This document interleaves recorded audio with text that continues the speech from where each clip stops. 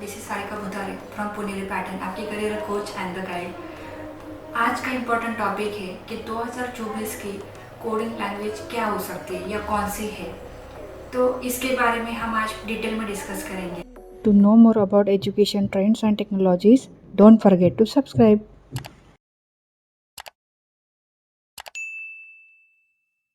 तो देखो स्टूडेंट्स, इसमें स्पेसिफिक कोडिंग लैंग्वेज सच होता नहीं है। जैसे कि अगर आपने पर्टिकुलर टाइप का ट्रेनिंग लिया एंड आपने अगर कोई आईटी कंपनी ज्वाइन भी कर लिया एज अ फर्स्ट जॉब, तो ये डेफिनेटली जरूरी नहीं है कि क्लाइंट आपसे वही लैंग्वेज में कोडिंग करवाए।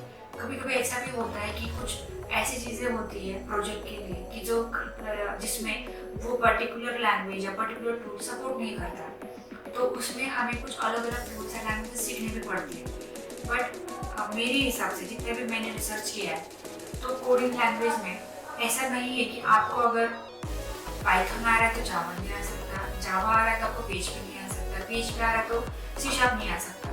तो मेरे हिसाब से all languages are one and the same, बस सिंटैक्स थोड़ा बहुत डिफरेंट रहता है, पर दोनों का logic and thinking process almost same होता है।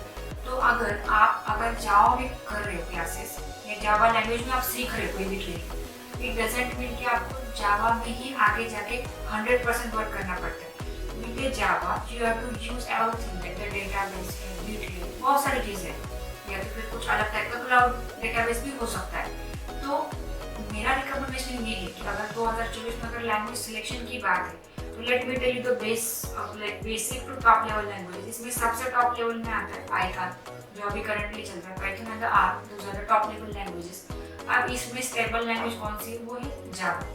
Generally I think about 30 years Java is the old language and it is very stable, so many companies are using java for what? For website development. देखो, अगर कोई भी website बननी है तो सबसे इम्पोर्टेंट क्या होता है, उसमें जावा जनरली यूज होता है, क्योंकि वेबसाइट एप्लीकेशन में जावा यूज होता है। सबसे इम्पोर्टेंट है, अगर जहाँ पे भी अगर कोई नया बिजनेस स्टार्ट हो पूरे वर्ल्ड में, तो कोई भी बिजनेस ओनर स्टार्टिंग में एक वेबसाइट बनाता है। स्टार्टिंग में वो एप्लीकेशन नहीं बनाता, जैसे कि एंड्रॉइड एप्लीकेशन है या तो फिर आईफोन है या तो फिर विंडोज एप्लीकेशन है, ये सारे स्टार्टिंग में उसके पास उतना बजट नहीं होता, उसके पास स्टार्टिंग में वेबसाइट बनाने के लिए बजट होता है। इसलिए जावा में ज़्यादातर ओपनिंग्स होती है, क्योंकि हर बिजनेस की वेबसाइट एक नीड है, ठीक है।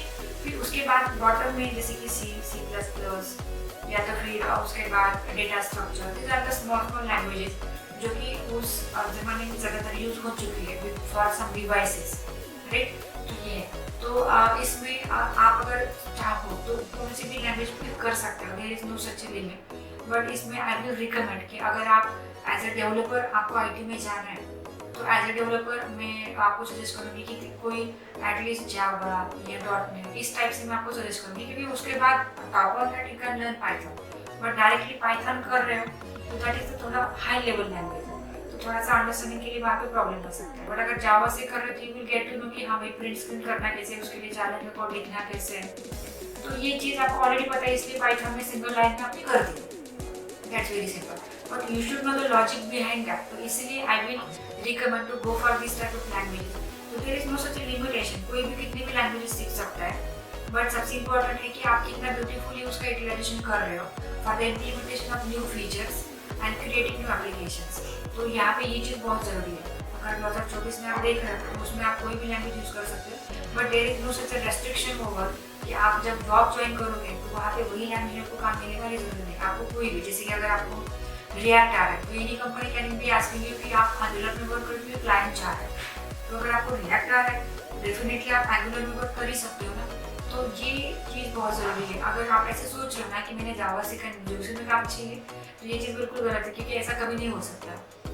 कंपनीज का जो बजट होता है वो क्लाइंट डिसाइड करता है, सबसे इम्पोर्टेंट। एंड अगर क्लाइंट चाहे तो वो अपने हिसाब से एप्लीकेशन बनवा के देता है, so that is more important. तो मुझे ऐसे लगता है कि if you are thinking to go for language selection, so you should look upon all these languages, and Python, Java, these are the beautiful languages you can use it, because अगर आप Python के बारे में सोच रहे हो तो yes, there are AI ML projects in the Python, तो आप Python सीख के उसमें भी डेफिनेट अच्छा करियर बना सकते हैं, because now that is the trending field.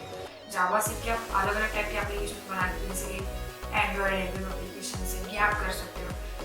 C and C# तो बहुत बेसिक लेवल है, अगर आपको वो पता है तो आप बाकी लैंग्वेज सीख सकते हो। So these are the important languages जिसके बारे में डिस्कशन किया।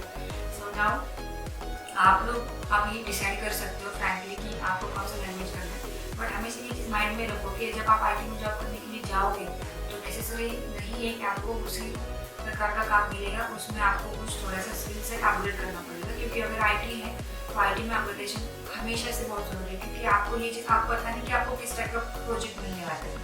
तो this are the important languages जिसके बारे में मैंने आज बहुत अच्छे से छोटा छोटा जो था फैक्टर्स वो डिस्कस किया। So thank you, have a great day.